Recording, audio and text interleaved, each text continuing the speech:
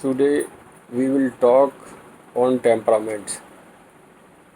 Basically, I want to talk about uh, gun, what is called in Hindi. Not exactly, I think, temperaments, but when I searched about the temperaments, it is called gun in Hindi.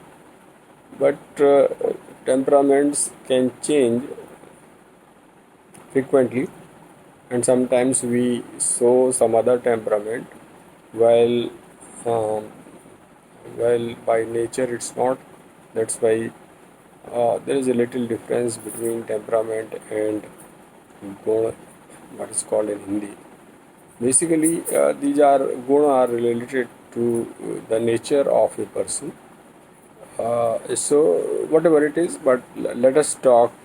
Let us call them as temperaments in English. So we'll talk about temperaments. Now, as per Bhagavad Gita, there are three temperaments. Basically, they are called gun in Hindi, and if somebody wants to go in detail, he should study about the gun. These are called Satgun, Rajogun, and Tamogun. Now, Satogun or Satgun that has been described at many places like purity or truthness, but or sometimes somebody has described or translated as goodness. But I think the exact meaning again is not purity or goodness or truthness. Rather, I could find the word as verity only. So, Satgun or verity will describe as verity. Rajogun has been described as passion. But then again, I thought that this word is also not exact translation of Rajogun, because somebody may have Satogun or verity, and he may have the passion towards achievement of the knowledge or truth or verity, whatever we call it, or God even. Then passion is different meaning. Then I thought I'll describe this Rajogun in English as extravagance. That means more than what is required, more than that. And then last one is Tamogun, and then this has been translated as ignorance at some places, but still I feel that ignorance is not the right word. Some people have translated as dullness, but I would consider it as wildness, uh, because tamogun not necessarily lead to only dullness or ignorance. So there will be three temperaments as per Bhagavad Gita: one, variety; two, extravagance; and three, wildness. Or in Hindi, Satgun, Rajogun, and Tamogun. Now, among these three, if we talk, then Satgun or verity is pious and enlightening. It enlightens a person, and it leads ultimately to happiness and wisdom, knowledge, because of positivity.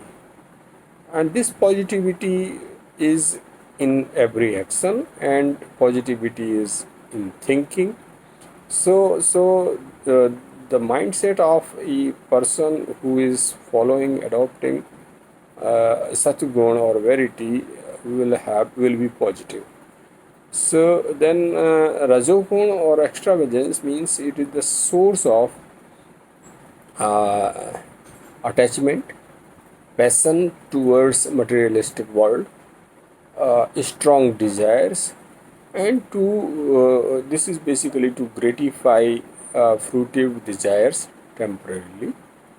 So that's why this may have some negativity. And then tamogun or vileness is the source of addiction or inadvertency or laziness and anger and so on. So this with these three we will talk, and we will see that satguण or verity is which is providing extreme positivity. Now, which temperament overrules others? It means uh, any of three can overrule others. So if satguna or verity prevails or it overrules other two, that is rajogun or extravagance and tamogun or violence, then it leads to selflessness, kindness and wisdom and knowledge.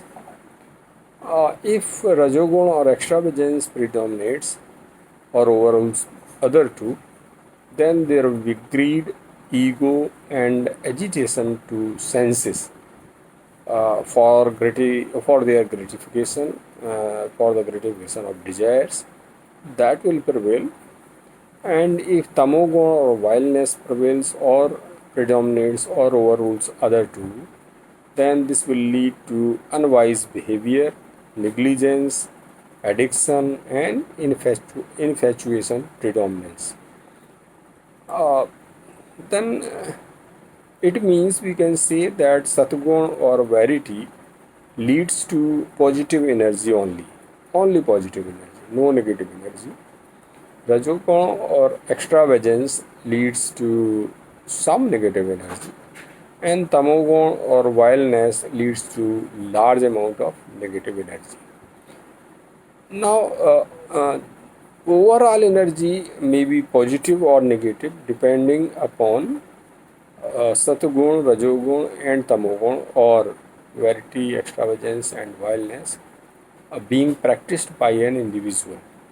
Because it is not necessary that a person will have only satgun all the time. It may be there that sometime he is practicing satgun or adopting satgun or verity, sometimes rajogun or extravagance, and sometimes tamogun or vileness. It may be all three who is adopting, one is adopting. So overall energy will naturally be combination or total of positive and negative energy, and that will affect one. Now let us talk about an individual. Whether one has only one of these three temperaments, that is, say satgun only or verity only, then what will happen? And suppose someone has only rajogun or extravagance, then what will happen? And if someone has only tamogun or vileness, then what will happen? In general, every individual has all three temperaments, as we have earlier discussed. So then the question is there whether one has these temperaments in a fixed proportion. So that is also not there. In general, again, it is not fixed, and more importantly, it can change from time to time. So it's not that one day if someone has a combination of three, as say something else, say someone has practiced or adopted satgun more than other two, then maybe the next day he's adopting rajogun more than other two. So it means it is this is not fixed, and it can change from time to time. Now, Satguna means, as we have already discussed, that the person does not harm anyone, any living person. It may be any living body by action or through mind or thoughts even. It means we are not talking only about the action, what he is doing through his duty or through his action. Also, he doesn't harm anyone through his mind. So negative thoughts don't come in his mind. And then once he is not harming anybody, it means he has only positive energy. Now, Rajoguna or extravagance means the person infuses some negative energy in others, so also in himself. Because it's not necessary that negative energy is only in the person uh, who is adopting Rajoguna, but also when he is with somebody else, then he may also impart negative energy in others. So then and then tamogon or vileness means the person infuses highest order of negative energy in himself and also in others. So this we can consider, and then important is that whether we can change the temperaments. Yes, we can, and how they can be done, we will have to again go to Bhagwadgita, that is by meditation or attainment of knowledge, Jnana Yoga, uh, or wisdom, tapasya or penance, bhakti, renouncing rajogun or extravagance, and tamogun both. So it means if we renounce extravagance and vileness or rajogun and tamogun, then automatically we will adopt satogun. And then next is by actively engaging ourselves in one's duty, in our duty, that is prescribed duty, what for we are there. So that is called in Bhagavad Gita doing karma or karma as it will lead to positive energy. Then question arises whether once we leave the body or we die, so will it be useless? All exercise will be useless. Whatever we have achieved, whether it is satguna or rajoguna or tamoguna, and then it goes with the body. So it's no. Answer is no. If one is able to achieve the stage of only satguna or verity, it may lead to get him released from birth and death cycle, like Lord Buddha. Else balance will remain intact for in his next or in his or her next birth. So it means what we were discussing earlier, that temperaments infuse positive or negative energy, and that energy does not get destroyed, as we know, rather gets transferred or converted into something else, in some other form of energy. So here also this energy will be transferred during one's new life. So when one takes rebirth, so that changes when body changes itself, then energy or temperaments also get transferred. In other terms, if we say that remaining balance of guna or temperaments, that balance goes with the soul, because we know that soul cannot be destroyed. Soul only changes the body. So these temperaments goes with the soul, as energy can't be destroyed, so also the soul. So that is important. Now, what should one do? Think over it. I'm not the expert. Still, I'll advise. Let us think over it. And if one wants positive energy, then he should adopt satguna or verity and practice more and more. And everybody knows the advantages of positive energy. So if someone wants to adopt positive energy more and more, he should adopt and practice satguna or verity more and more. And remember, one cannot reach the stage of self-realization without satguna or verity.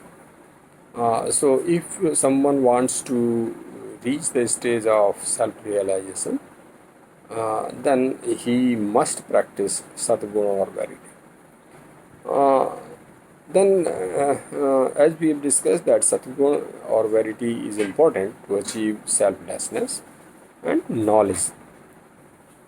If one adopts or practices more and more rajoguna or extravagance, or say tamogun or vileness, then he should know that he is collecting more and more negative energy, and that will lead to greed, stupidity, stress, and ultimately leading to destruction or problems in this life and also in next life, depending upon whether one practices rajogun or tamogun. Naturally, if rajogun is practiced, then it will be less than tamogun, and if tamogun is practiced, then it will be more than the rajogun. So I can't say that what one wants, but it is up to you what you want, and you practice and adopt these temperaments accordingly.